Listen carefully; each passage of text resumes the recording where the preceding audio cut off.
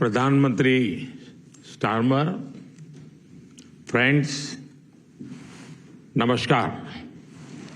Prime Minister Starmer, friends, namaskar, good morning. सबसे पहले मैं प्रधानमंत्री स्टारमर के गर्मजोशी भरे स्वागत सत्कार के लिए हार्दिक आभार व्यक्त करता हूं। आज हमारे संबंधों में एक ऐतिहासिक दिवस है। मुझे प्रसन्नता है कि कई वर्षों की मेहनत के बाद आज दोनों देशों के बीच comprehensive economic and trade agreement संपन्न हुआ है। First of all, let me extend my heartfelt gratitude to Prime Minister Starmer for the warm welcome and gracious hospitality. Today marks a historic day in our bilateral relations. I am pleased to note that after many years of hard work, the comprehensive economic and trade agreement between our two countries has been concluded today. यह समझौता मात्र आर्थिक साझेदारी नहीं, बल्कि साझा समृद्धि की योजना है। एक और भारतीय textile, footwear, gems and jewellery, sea food और इंजीनियरिंग गुड्स को यूके में बेहतर मार्केट एक्सेस मिलेगा। भारत के एग्रीकल्चर प्रोड्यूस और प्रोसेस्ड फूड इंडस्ट्री के लिए यूके की मार्केट में नए अवसर बनेंगे।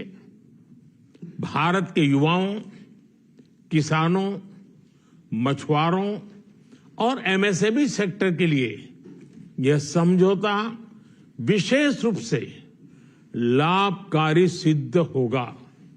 वहीं दूसरी ओर भारत के लोगों और इंडस्ट्री के लिए यूके में बने प्रोडक्ट्स जैसे मेडिकल डिवाइसेस और एरोस्पेस पार्ट्स सुलभ और किफायती दरों पर उपलब्ध हो सकेंगे।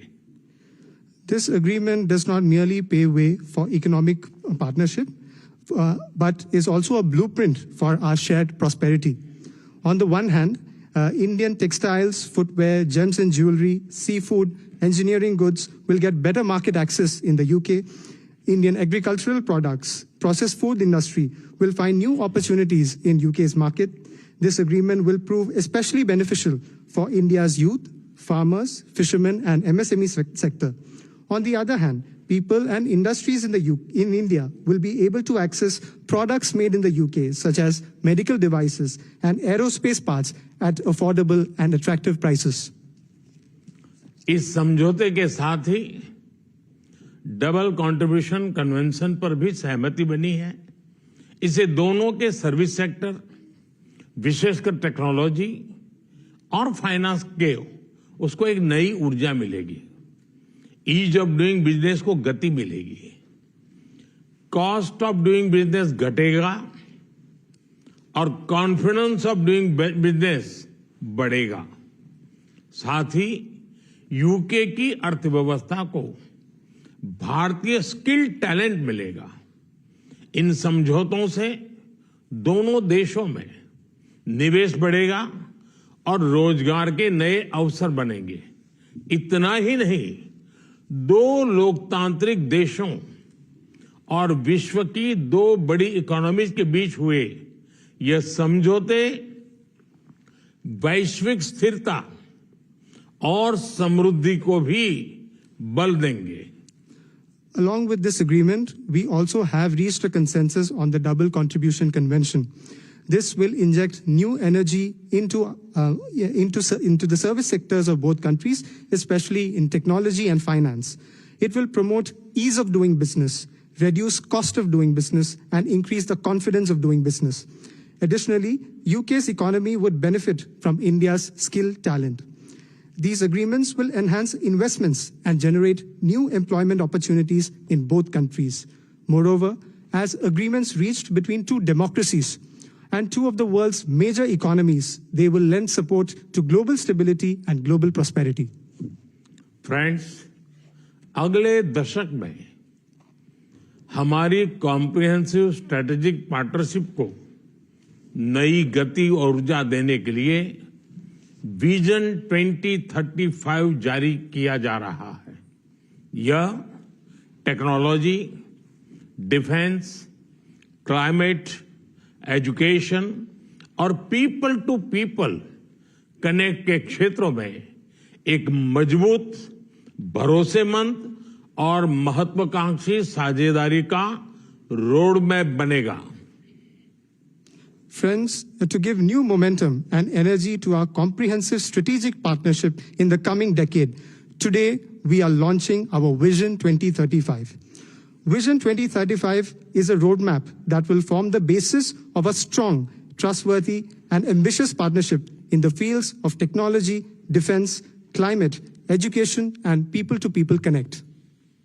डिफेंस और सिक्योरिटी में साझेदारी के लिए डिफेंस इंडस्ट्रियल रोड मैप बनाया गया है।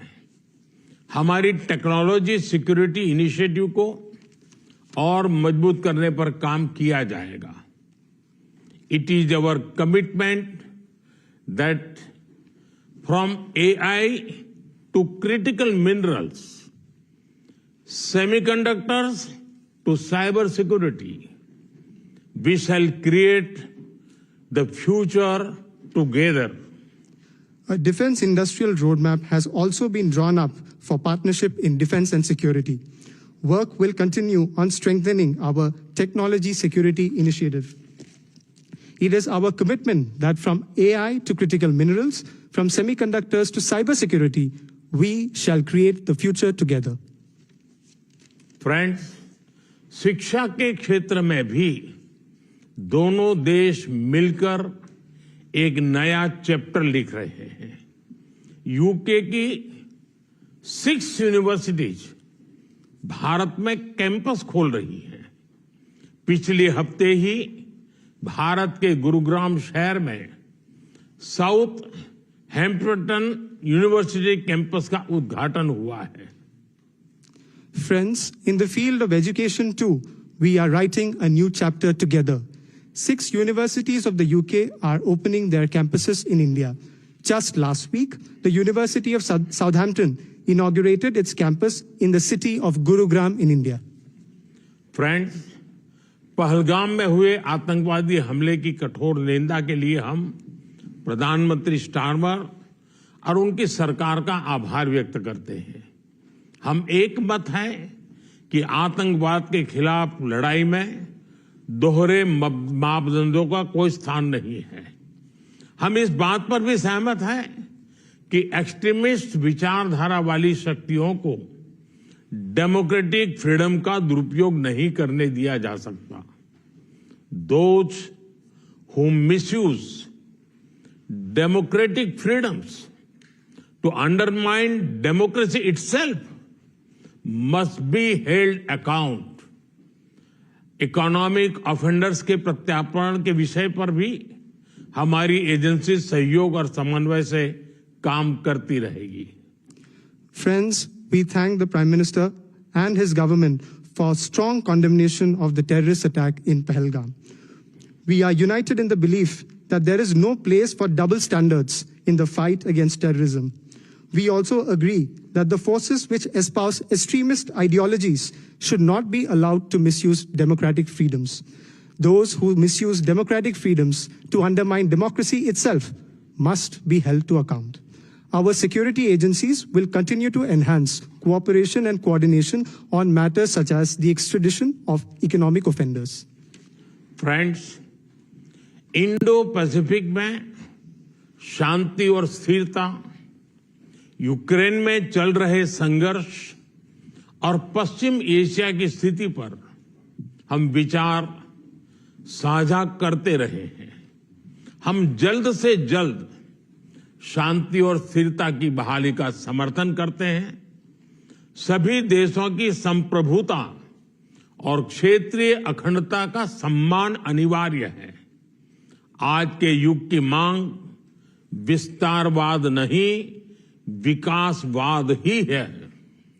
Friends, We have continued to exchange views on peace and stability in the Indo-Pacific, the ongoing conflict in Ukraine, and the situation in West Asia.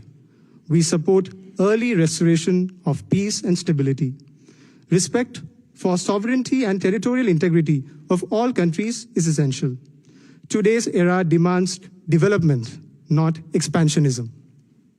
Friends, पिछले महीने अहमदाबाद में हुई दुर्घटना में मारे गए लोगों में कई यूके के नागरिक भाई बहन भी थे। उनके परिवार वालों के प्रति हम संवेदनाएं प्रकट करते हैं। यूके में रहने वाले भारतीय मूल के लोग हमारे संबंधों में एक लिविंग ब्रिज का काम करते हैं। They did not just bring curry from India, but also creativity, commitment and character. इनका योगदान सिर्फ यूके की समृद्ध इकोनॉमी तक सीमित नहीं है, बल्कि यूके के कल्चर, स्पोर्ट्स और पब्लिक सर्विस में भी दिखता है। Friends, last month in the unfortunate plane crash in Ahmedabad, our sisters and brothers of the UK were among those who lost their lives. I would like to express my deepest condolences to the families of the victims. The people of Indian origin in the UK form a living bridge that connects our two nations. They did not just bring curry from India, but also creativity, commitment, and character. Their immense contributions are not just limited to UK's prosperous economy, but are also visible in UK's culture, sports, and public service. Friends, जब भारत और UK मिले और वह भी test series के दौरान, तो cricket का उल्लेख तो करना ही पड़ता है।